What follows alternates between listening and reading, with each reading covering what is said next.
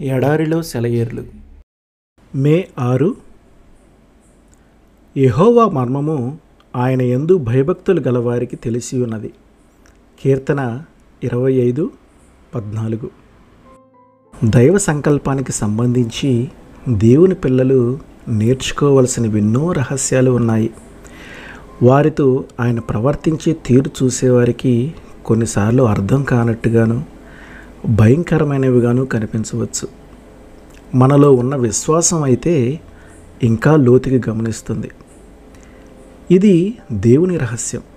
మీరైతే పైపైనే చూస్తారు, నేనైతే వీటి వెనుక దాగున్న పరమార్థాన్ని చూస్తాను అంటుంది. ఒక్కోసారి వజ్రాలను అస్తవ్యస్తంగా ఏదో ఒక కాగితంలో పొట్లం కడుతుంటారు, అవి విలువైనవని ఇతరులు గమనించకుండా చేయటానికి.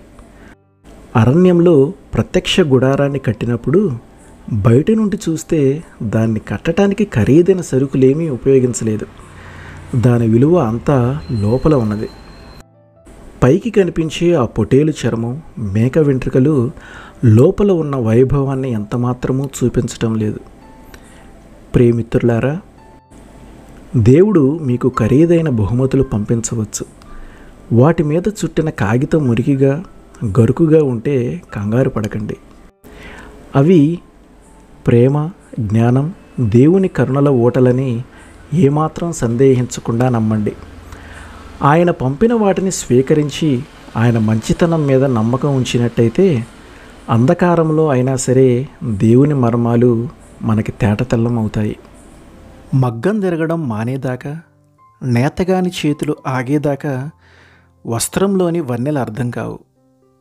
పరలోకంలోని పరమ సాలేవాని చేతిలో వెండి పసిడి దారాలెంత ముఖ్యమో ఆయన సంకల్పం నెరవేరాలంటే నల్లదారాలంతే ముఖ్యం. క్రీస్తు ఎవరినైతే మచ్చిక చేసుకొని తన స్వాధీనంలోకి తీసుకుంటాడో అతను పరిస్థితులన్నిటినీ మచ్చిక చేసుకోగల సమర్థుడు. పరిస్థితులు మిమ్మల్ని అటూ ఇటూ నొక్కి వేధిస్తున్నాయా? దూరంగా నెట్టేయకండి. కుమ్మరివాడి చేతులవి. ఆ పరిస్థితుల్ని తప్పించుకోవటం వలన కాక క్రమశిక్షణతో భరిస్తే ఆయన పనితనం బయటపడుతుంది. నిన్న ఆయన ఘనతకి తగిన పాత్రగా మలచటమే కాదు, నీలో దాక్కుని ఉన్న శక్తి సామర్థ్యాలను బయటికి తేవటం కూడా చేస్తున్నాడు. ఆమేన్.